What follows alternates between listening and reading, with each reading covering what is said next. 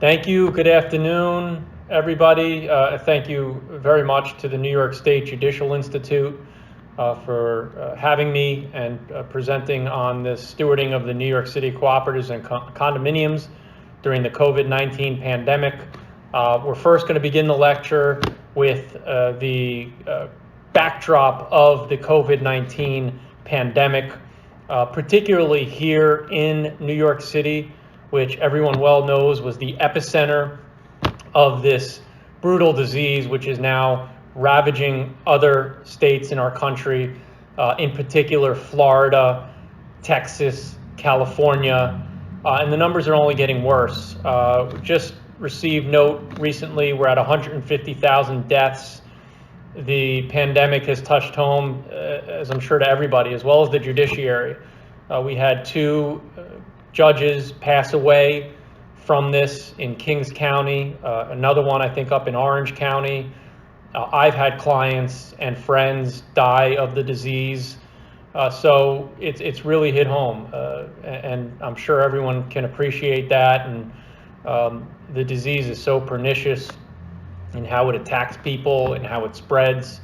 So we're going to get a little into that. I think it meshes nicely with the subject matter of today's lecture, which is the handling of and marshaling and stewarding of condominiums and cooperatives during this pandemic, which is ongoing. Many people think we're only a matter of time away from a second wave here in the city, as well as other parts of the country, and things are actually going to get worse before they get better. I read several news reports earlier this morning. Schools across the country have attempted to reopen, also in Middle America, which has not been ravaged as harshly as other periphery parts of the country and bigger and larger states, which are more densely populated. But it's real. And the schools are shutting down. Their kids going back to school, and they've tested positive for the virus. So we're at 150,000 deaths. The tolls are staggering. They're getting worse. There are 1,000 people in the U.S. that are dying every single day. We have a president in office who says it is what it is. But what we do need is a vaccine or some drug to combat this terrible, terrible disease. So let's get right into it here. I've provided and prepared a comprehensive outline for everybody that you can go through and go along with while I am giving the lecture. There are certain citations to cases. So let's get underway here. Look at the COVID-19 pandemic.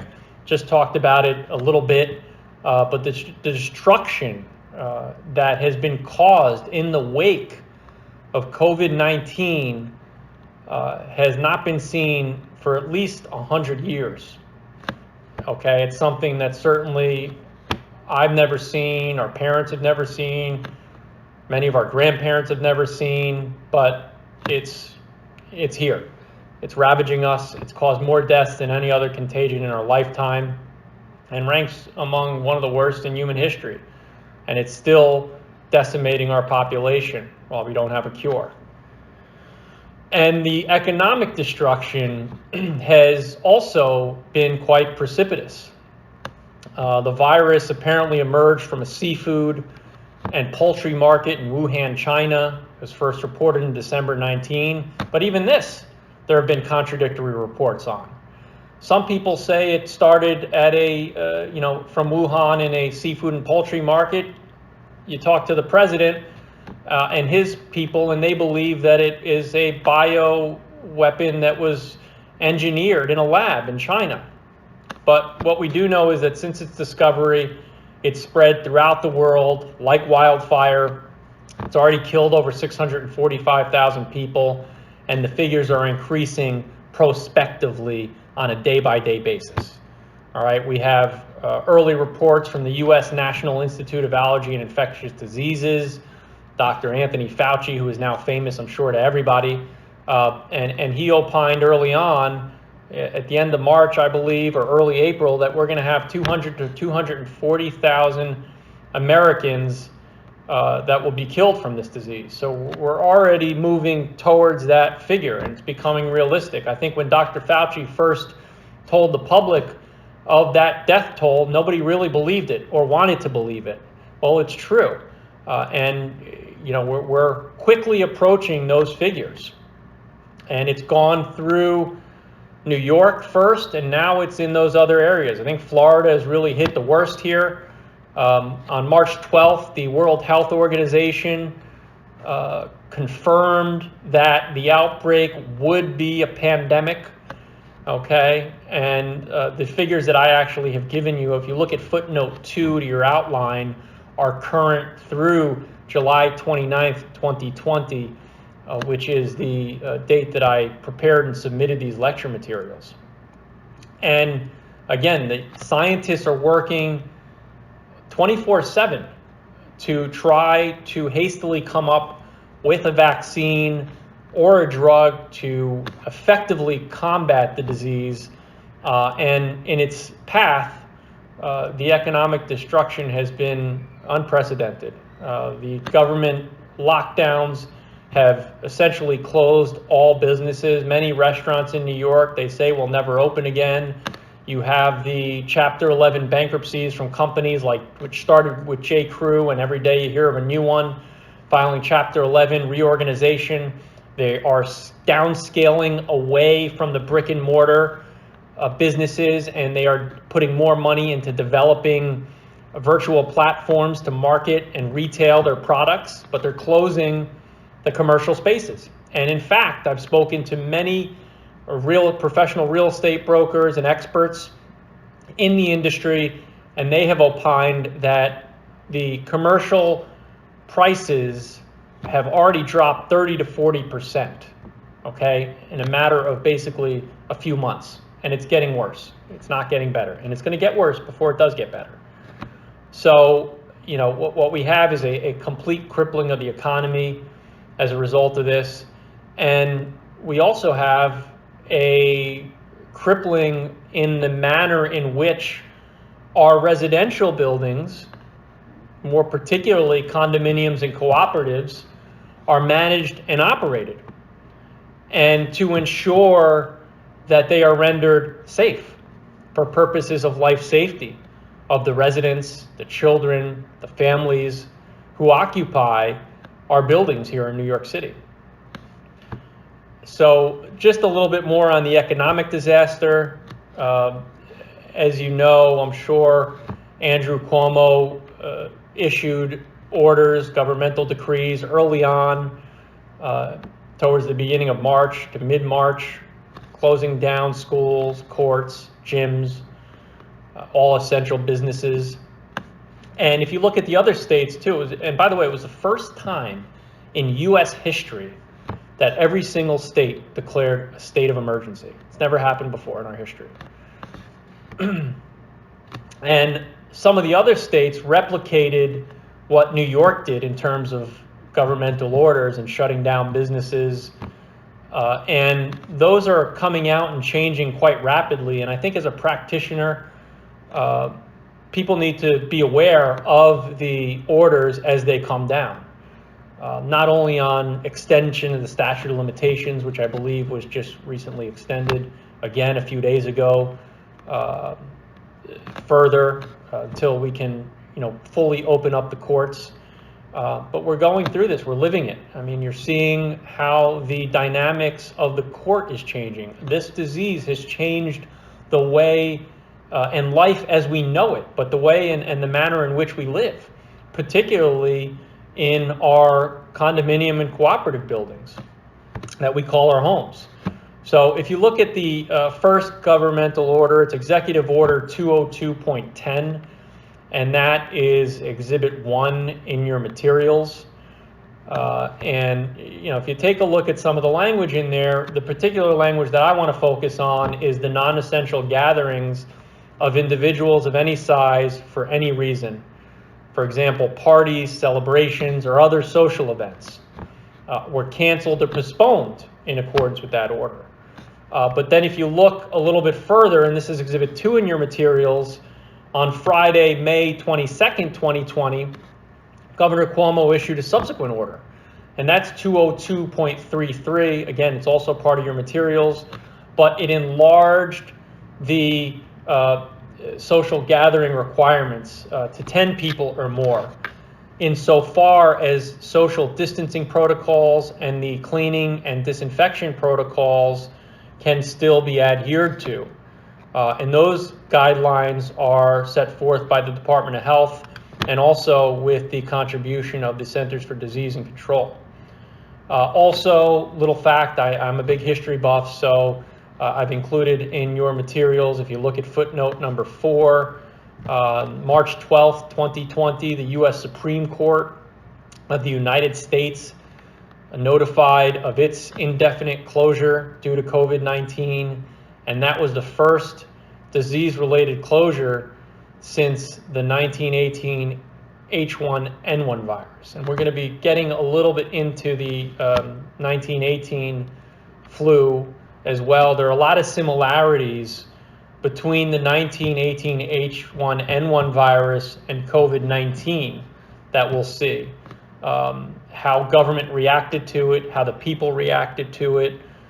There are photographs, if you look at pictures from New York City here at the 1918 flu, they're eerily similar to COVID-19, right? Everybody's wearing a mask. People are engaging in social distancing. Most businesses were shut down. In fact, I read a report not too long ago that the government imposed a penalty and fine of $1,000 for any individuals who were found not to be wearing a mask. That was 1918. So $1,000 in 1918 money, if you can think about it, is a tremendous sum. For most people, it was probably much more than what their net value or worth was at the time. So you could see how society really took the 1918 virus and took it seriously, just as I think we are here today. And you'll see as we go through the lecture what those similarities are and how they are applied in connection with the life safety measures that are enacted in the condominium and cooperatives and other residential settings here in New York City. So thankfully, New York has flattened the curve. And again, I just want to point out that I've included also in the materials, that's footnote 6. But if you look at footnote 6, there are web sites to other states that delineate the governmental orders that were promulgated in those particular states. And you can see that they closely resemble or mirror what New York did in terms of governmental orders and shutdowns and protocols, so that these states could safely and effectively combat this terrible disease. Again, thankfully in New York here, we've seemed to have flattened the curve. Again, there are many experts saying that it's only a matter of time. We're going to have a second wave coming, but I guess only time will tell, and we can hope for the best. But again, I think as a practitioner, you have to constantly check the governmental orders that are being issued. And in New York, you can do it via the New York governor website, and that's also on, it's cited as footnote 5 on the outline. And those are updated as soon as they are entered. But you certainly want to be cognizant of the changes to particular protocols, and so you can properly determine whether or not life safety is being met and how to properly and effectively manage it. So here we have, moving on in the outline, some of the comparisons to the H1N1 virus that we saw in 1918. And again, I am a big history buff, so I like to read about the, what society was like, how society combated it. And, it's very interesting because the H1N1 flu of 1918 is often mischaracterized as the Spanish flu. But in reality, there was nothing really Spanish about the 1918 flu. The only reason why people called it the Spanish flu was because during that time in World War I, Spain was one of the only countries in Europe that didn't have a dictatorship regime and had free reporting. So the only reports coming out were from Spain. So improperly, people in society ascribed the Spanish flu to the disease when in fact it had ravaged all of Europe. In fact, it killed many more people than soldiers that were killed during combat in World War I, which was one of the most gruesome and highest death tolls in terms of war in human history. But again, you see these eerie similarities. Our executive and president of the United States recently referred to the COVID-19 virus as the China virus. Is that accurate? Probably not. Looks like it had been in other areas of the world also.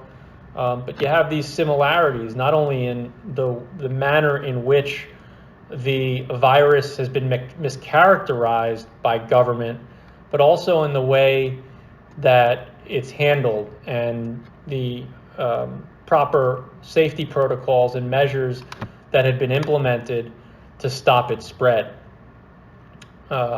So like the 1918 H1N1 virus, COVID-19 has really brought New York City, the epicenter of global commerce, to a screeching halt. Again, with eerily similar quarantining regulations that are being implemented. And if you haven't seen the pictures, go back, please take a look. I have included as footnote 8 a citation to the CDC website, which has a great recitation of the history of the 1918 virus, along with myriad of photographs showing what society looked like, people wearing masks, people being treated outside in the sunlight, interestingly. And that's the other thing which makes this virus so pernicious, is that the mandates or the expert opinions regarding the virus have been changing almost on a daily basis. When the disease first hit our shores here in New York City, local government officials mandated that people stay 3 feet away from each other. That was later changed to 6 feet. And I've recently read reports that the virus, through sneezing or coughing, the microbial particles that come out when people do sneeze or cough, can actually spread up to 23 feet, particularly in enclosed or confined spaces, which makes the transmission of the disease much easier. So, it's really been changing almost daily. And the fact of the matter is, we still don't know much about this disease. Some of the tests for the antibodies have a very low accuracy rate. I think in New York, we only recently have come up with tests that are immediate, that will give you results in, I think, something like 15 minutes. But that's only very recent. And there are no tests to determine whether or not the microbial matter is located on a high-touch surface. For example, the stairwell into a building, the railings that you touch walking in and out of your buildings, the elevator buttons that you press. Many people think and say, there are actually expert reports that, and this I think is very important, not only in the condominium cooperative context, but also in reopening commercial businesses generally. They say that if somebody who is a carrier and has the disease sneezes in an elevator, the particles and the microbial matter can stay suspended in the air for up to at least 30 minutes. So if there's somebody that uses the elevator, even a few times before you, but within 30 minutes, and then you get on that elevator and you're not wearing the proper mask, that's the other thing too, is that The cloth masks, although they protect other people if you have it and you're a carrier, they don't protect the person wearing the mask from those particles. So if I'm getting in an elevator with a cloth mask on and a carrier who is infected with the disease happened to have sneezed in that elevator 30 minutes prior, there's a chance that I can get the disease. Okay, so those are the other big points, is that, and a lot of people don't know that, but an N95 mask is really the only type of mask that will protect you from that transmission. Okay, so there is a whole lot of uncertainty and further development in terms of research and expert analysis that is being done, on a 24/7 basis, and the guidelines and protocols as a result of that are changing quite rapidly. All right, so let's get right into drafting COVID-19 protocols for condominiums and cooperatives. This is a lot of work that I've been doing lately, and let's just start with the backdrop that we are currently in a quarantine. We have been for the last several months. What does that mean? For commercial businesses, most of them have not been able to operate. They've been closed. However, conversely, in the residential sense, everybody's been home. And it's made actually implementing amendments for condominiums and cooperatives that much easier. Many condominiums and cooperatives, depending on what it says in their governing documents, have trouble passing amendments because they cannot meet the requisite thresholds found in the governing documents in order to sustain passage of certain amendments or modifications to the governing documents. And now, because everybody's home and is linked in through web, through Zoom, as we're giving this lecture today, it's much easier to implement those modifications. And it will be so, at least for the foreseeable future, once things start to fully reopen and we are phased out and allowed to proceed as business and life as normal. But I have included also in your materials a sample protocol for condominiums and cooperatives, and these protocols really should be tailored in connection with the current iteration of the governor's orders. And in fact, in those protocols, many buildings make mention of the governor's orders, and to the extent that they would change in connection with government mandates. But the contrary is also true. As a building, you can choose to be more restrictive than the government if you want to be safer. So if the government requires that, for example, you clean, or there are guidelines out there from agencies like the CDC or the Department of Health saying that you have to clean once every hour or once every 2 hours, for example, buildings can make that more restrictive. And they can mandate cleaning every 30 minutes or every 20 minutes, as the case may be. Okay, so they don't have to adhere strictly to the government orders, but the government orders are a good outline on which to base these protocols for life safety measures. And there are many of these policies that have been recently enacted in the co-op condo realm, which some people in the city have even deemed to be draconian. And some people equate these protocols as turning buildings into prisons or fortresses. And I've given you, if you look at footnote 14 there, you can see some of the news reports on these issues and how society generally is viewing these protocols. Again, so some buildings have decided to institute some tougher rules than others, obsessively sanitizing everything. Personally, I think the more cleaning and sanitization that is done, the safer your building is going to be, right? It's a pretty easy concept to grasp. But how much is too much? And again, that answer really is still hangs in the unknown. Scientists and researchers, again, are trying to develop this, study this disease, and figure all these questions out. But the answer is that today we don't know. We don't know the answers to these questions. So it's better to exude a higher level of caution in terms of life safety, as opposed to, defining lesser rules or less strict mandates, if you will. So I've included a practice tip also in the outline if you look at your materials. So when you're drafting your buildings protocols, you have to bear in mind whatever policies are being adopted. And again, they should closely resemble, they don't have to mirror, again, they can be stricter than those that are set forth by the governmental decrees. But importantly, I think you need to bear in mind, or at least practitioners do when writing up these protocols, that they need to adhere to the social distancing, disinfecting, and cleaning. And probably the most important concept in condominium cooperative law that exists, and this is true also pre-COVID-19, is that the rules have to apply to everyone equally, without any exception whatsoever.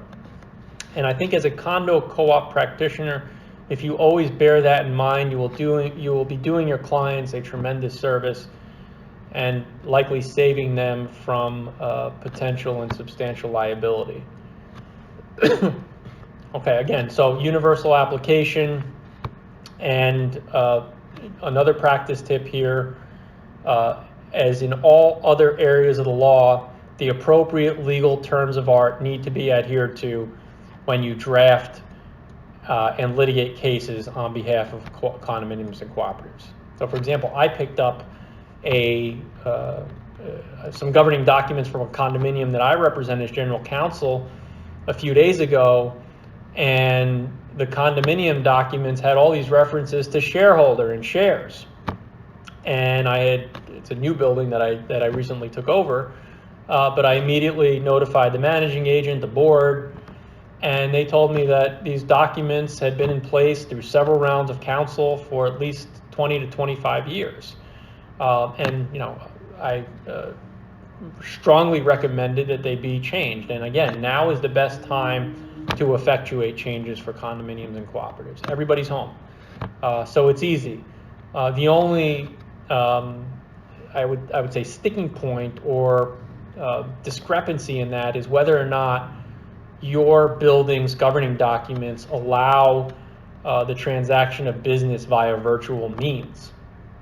And I've been counseling buildings to proceed as if the governing documents are silent in that respect, to proceed with virtual platforms, and in so doing amend the governing documents to bring them in to current times and to allow buildings and boards to effectuate change via virtual means and clean up any other historical issues with their governing documents in order to bring them into current times. So you always want to be cognizant of that in the condo co-op realm.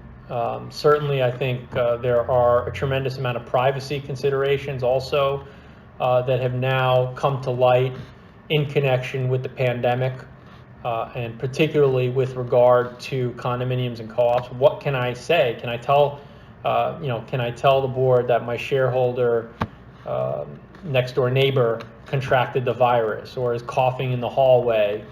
What can I say without getting into potential liability? So let's look at some of the in a historical context, some of the prevailing case law, which is the most important, as always. But one of the most important condominium cooperative cases in our history is the matter of Lewandowski case, which is Exhibit 3 in the materials. And in Lewandowski, the Court of Appeals here in New York minted a judicially created rule called the Business Judgment Rule, and expanded that rule to apply to challenges of decisions made by a board of directors in the case of a residential cooperative or board of managers in the case of a residential condominium. And in 1928, we have the great Chief Justice Cardozo of the New York Court of Appeals, right? It's 1928. Not only do we have the New York Yankees that won 8 championships between 1923 into the 1930s, but we have the great New York Court of Appeals with probably the most esteemed justice, Justice Cardozo, who helped shape this law, who many states followed suit with afterwards. But in Maynard v. Salmon, that fiduciary duty was first explained, and it reads as follows: a trustee is held to something stricter than the morals of the marketplace. Not honesty alone, but the punctilio of an honor the most sensitive is then the standard of behavior. As to this, there has developed a tradition that is unbending and inveterate. Uncompromising rigidity has been the attitude of courts of equity when petitioned to undermine the rule of undivided loyalty by the disintegrating erosion of particular exceptions. Only thus has the level of conduct for fiduciaries been kept at a level higher than that trodden by the crowd. It will not consciously be lowered by any judgment of this court. So that's very powerful language and very eloquent. But that sums up the business judgment rule, right? It provides that so long as the corporation's directors have not breached their fiduciary obligation to the corporation, the exercise of their powers for the common and general interests of that corporation may not be questioned, although the results show that what they did was wise or unwise or inexpedient, right? So the business judgment rule is a significant shield for directors or board of managers in a condominium to shield them from liability for decisions that they are taking, right? Most of these people are doing this, they're not doing it for profit. They're doing it on their own volition. They're giving up their free time. Many, people have jobs that they work, and they're doing this to serve the interests of their community. So it goes without saying that they should be shielded. And what does this mean?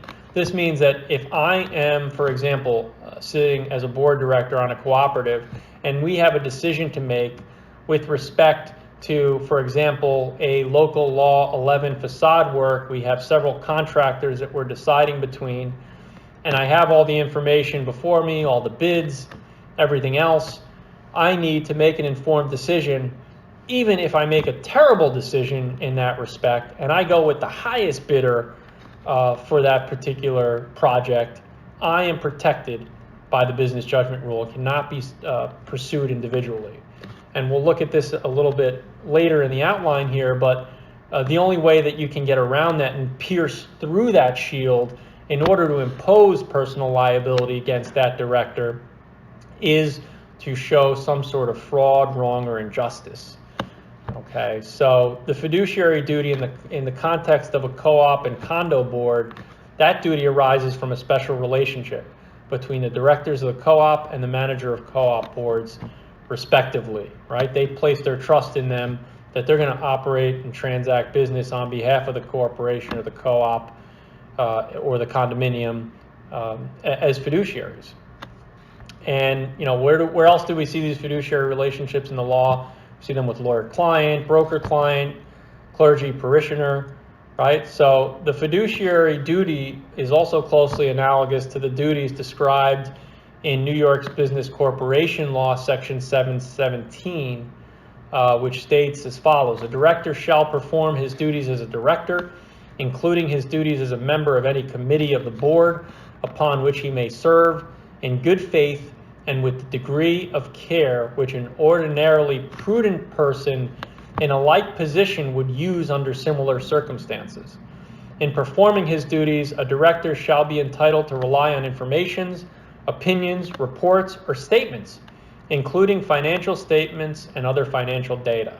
So in closing, that's what I was just talking about in terms of a director relying on information that is before him in terms of him or her, in terms of making an informed decision.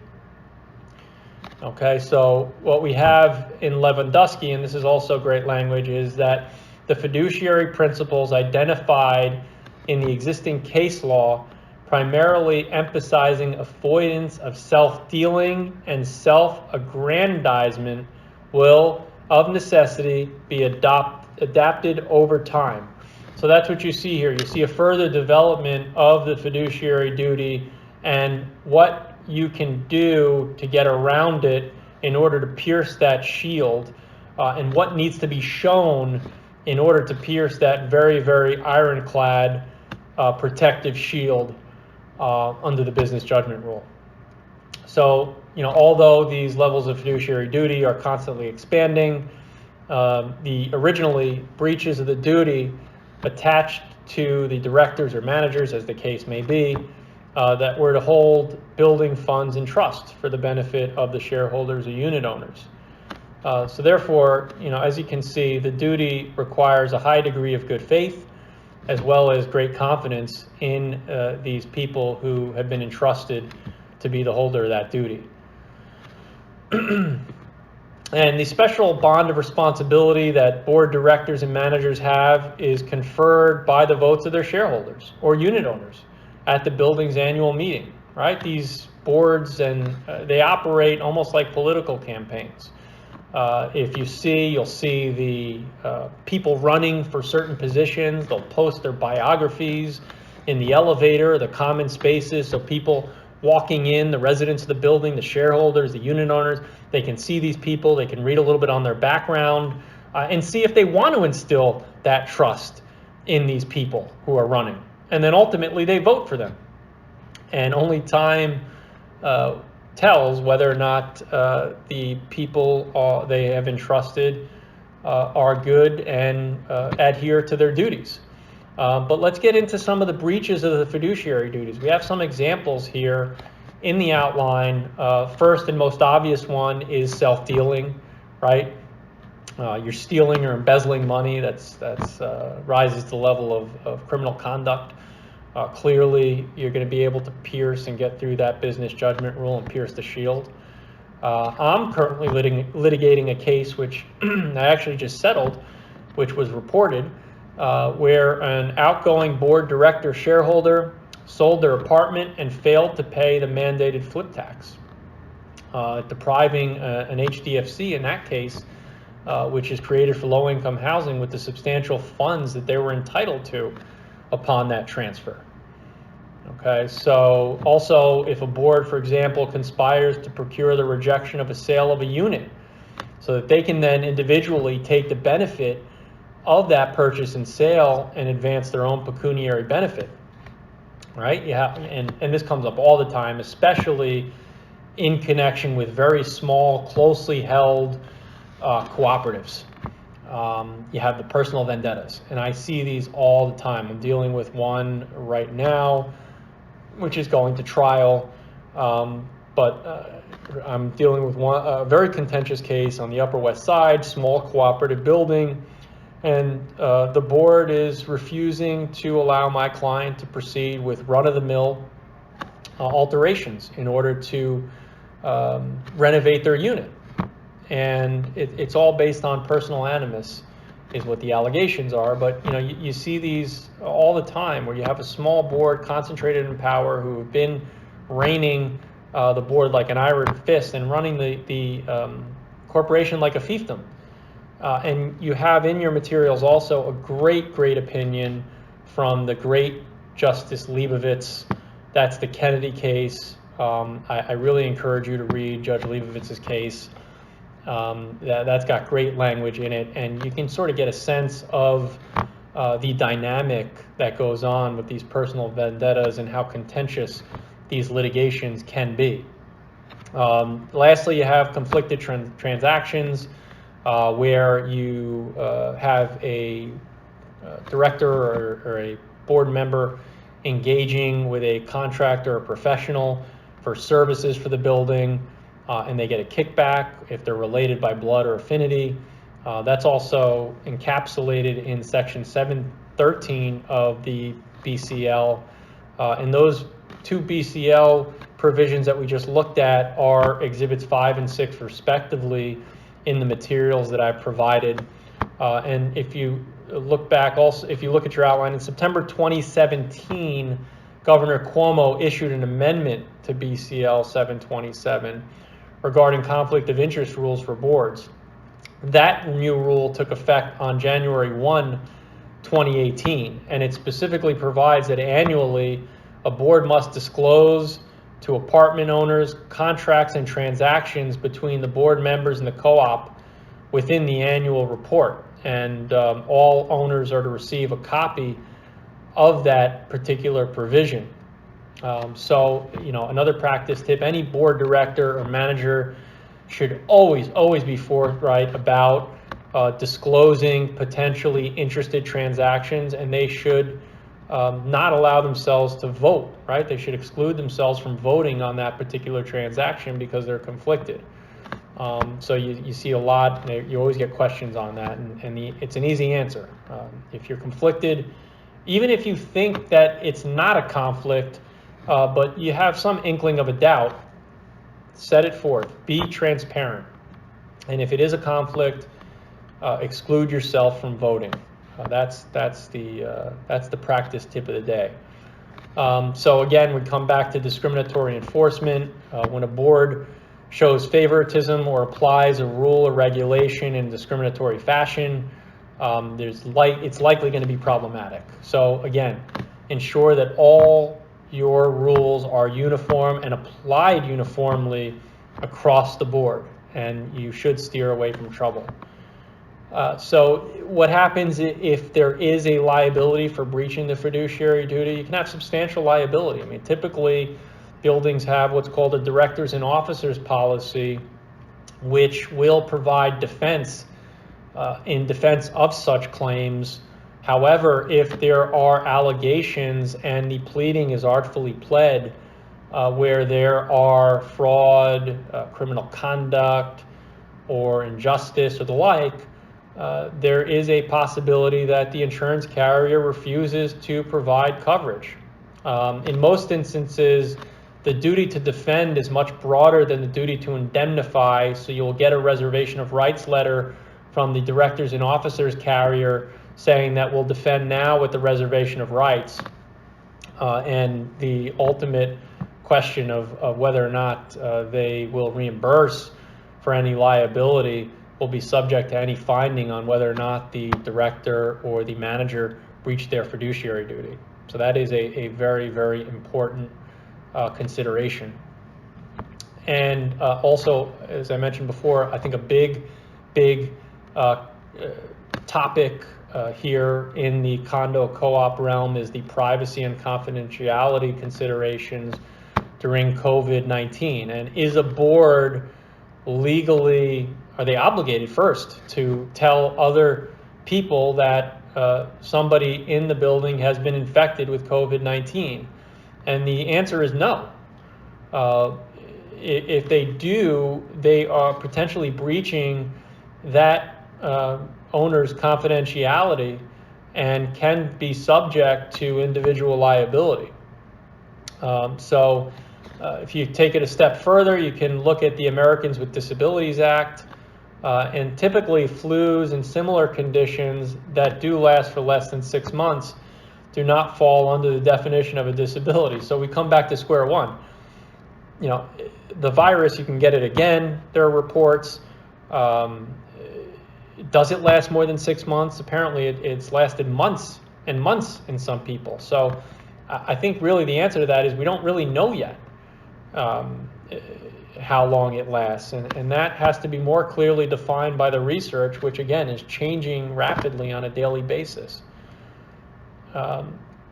So maybe there are things that qualify COVID-19 and push it into a protected status under the ADA, but the simple answer is we don't yet know.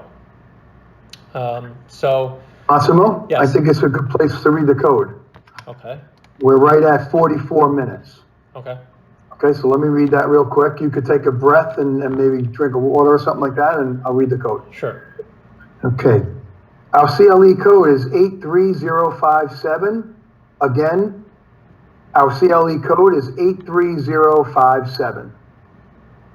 Perfect. All right. Okay. So yeah, so we're at 44 minutes. So Yeah, I'll wrap it up in 10, the 15, next 10 to yeah. 15 minutes. So. That's perfect. We right in the meat zone. Okay. Okay, here we go. All right. 3, 2, 1, go ahead.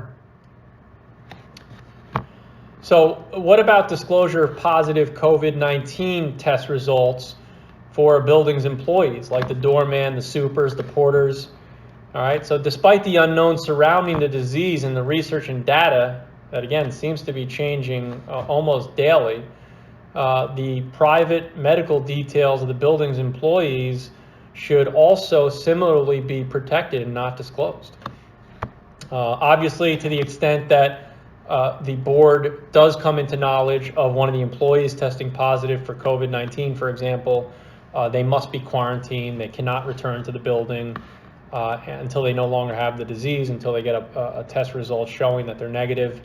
And of course, there should be a tracing that's done to the extent possible of who they came into contact with, particularly residents in that building or other people within that building, staff, etc.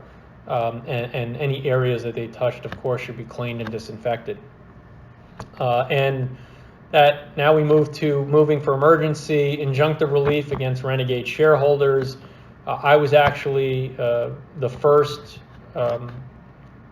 lawyer who obtained an emergency injunction against a renegade shareholder who was sneaking guests into the building shortly after the governor's orders went into effect on the social distancing that we looked at earlier, 202.10.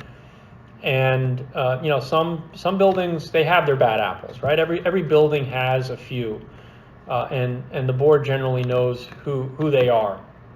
But I think it's particularly troubling when you have unit owners who are endangering people's life and safety, including children of the building, elderly people, people that have immunocompromised, and certainly I think boards have an obligation to ensure life safety within the building, so that if they have knowledge through, let's say, surveillance or reports from their staff or their security detail, I think they have now an obligation to move to ensure that that particular individual does not continue breaking the rules and in the process putting people's life and safety in jeopardy. And another very, very famous case in the context of the condo co-op realm is the Pullman case.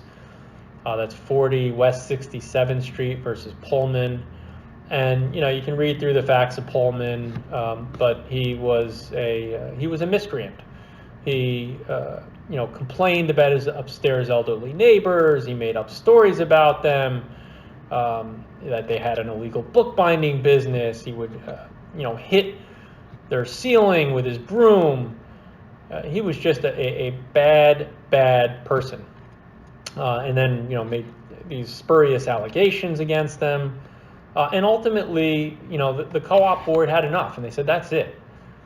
They called a special meeting, and in accordance with the proprietary lease, and that's one, you know, very important aspect when these are now called Pullman cases, whenever you try to evict a shareholder for what's called objectionable conduct, such as what Pullman was engaged in, you have to look at your building's proprietary lease. And I've seen some proprietary leases which don't have that objectionable conduct language, and you know, quite frankly, those boards don't really have the power to bring what's now called a Pullman case and evict that shareholder. So again, these are things, while residents are at home, you may want to amend these governing documents, amend the proprietary lease to add these provisions in so that you can effectively administer life safety in your building. And you know, the facts procedurally on Pullman where under that proprietary lease, the co-op could institute termination of the tenancy if they got a 2/3 vote.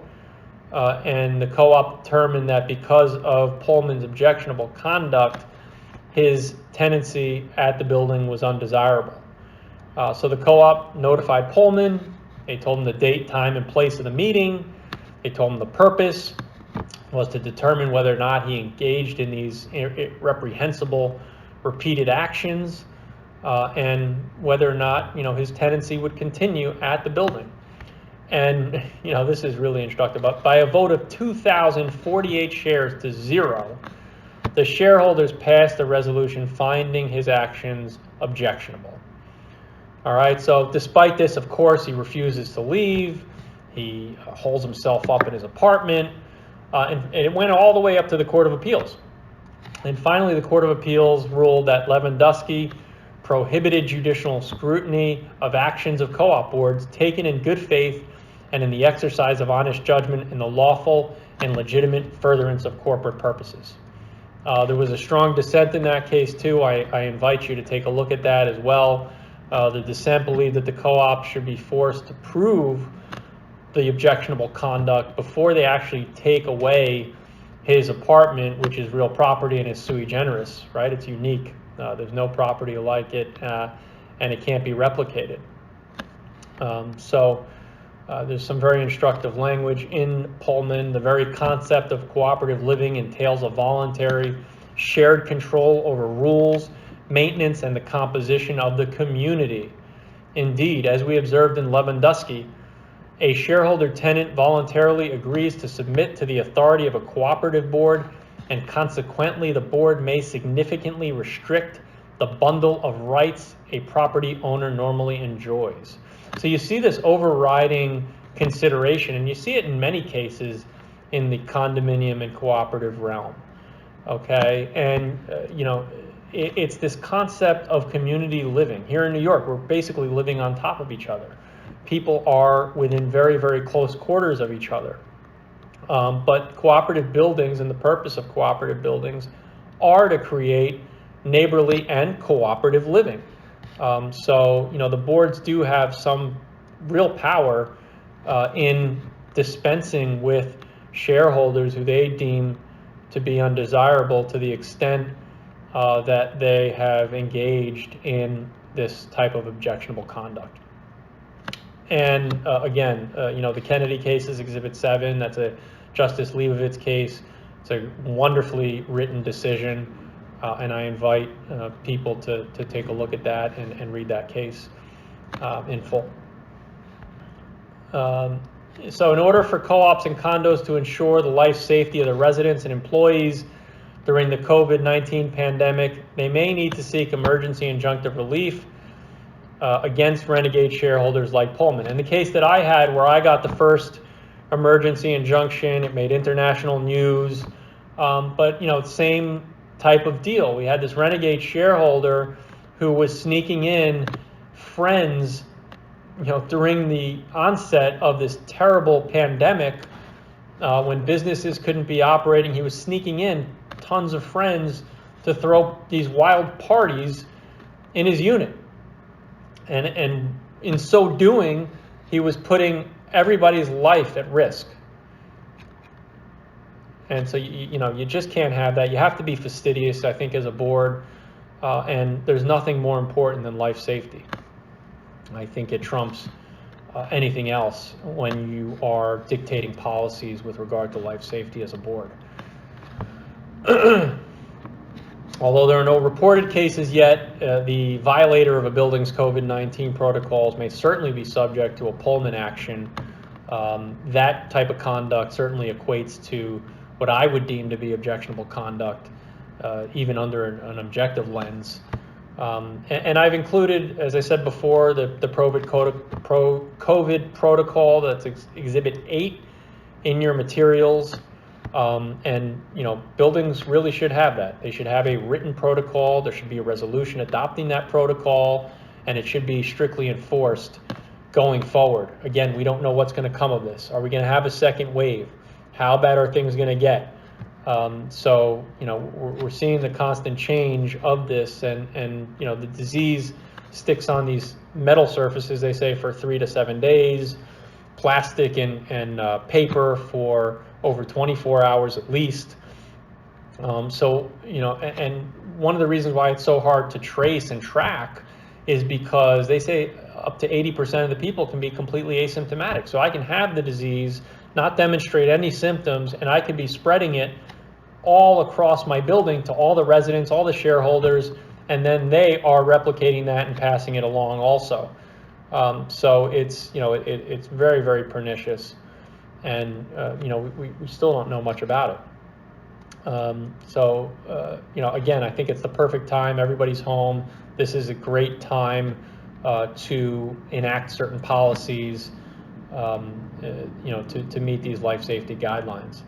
I've also included a sample summons and complaint along with the emergency order to show cause application to enjoin a shareholder from violating a COVID-19 protocol. That's Exhibit 9 in the materials. And when you're going through the injunctive relief, you have to go through CPLR 6301. I've included that in the materials also, and I think the biggest case in that, or one of the biggest cases, is Nobu Next Door versus Fine Arts Housing. That's Exhibit 10 in the materials. And you look at the factors, and the factors for injunctive relief are probability of success in the merits, danger of irreparable injury in the absence of an injunction, and a balancing of the equities in its favor. Okay, and typically you have an undertaking that will be required by courts in connection therewith. And then I think, importantly, I think the language of the governing documents prevail, as in all other areas of the law. What's written within the four corners of the document the courts will determine the import of those sections in accordance with the plain meaning of the contract and what the parties intended.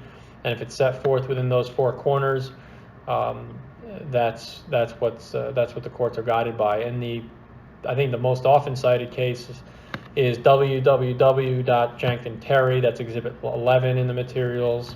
You also have a citation to Vermont Teddy Bear. That's a big one. And just last year, the Court of Appeals here in New York came down with 159 MP Corp versus Redbridge, which I think mirrors a lot of what the Jenkins-Terry case says. But that case actually dealt with Yellowstone injunctions, but it has very good language on the enforcement of contracts. So unless a contract is entered into under duress, involves illegal activity, contrary to public policy, the freedom of contract prevails. So, as counsel to a board, again, I think you have to be fastidious. You should be implementing these COVID-19 protocols. You should be getting amendments in place to allow for the new normal, for virtual meetings. Everything's virtual now. It's all webinars. And, quite frankly, this may have changed things. COVID-19 may have made these changes for us for good, right? So, it's very important to get things into line now and get these amendments done while everybody's still at home.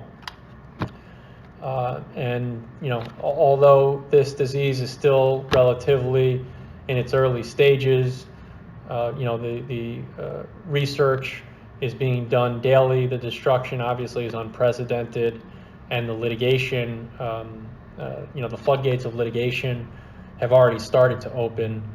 And as history shows us, these catastrophic events have led to litigation and will lead to litigation also in this sense from COVID-19, and will ultimately help us shape new laws and doctrines, no doubt. So thank you very much. That concludes the lecture. I hope everyone enjoyed it and has all the materials. And thank you again to the New York State Judicial Institute.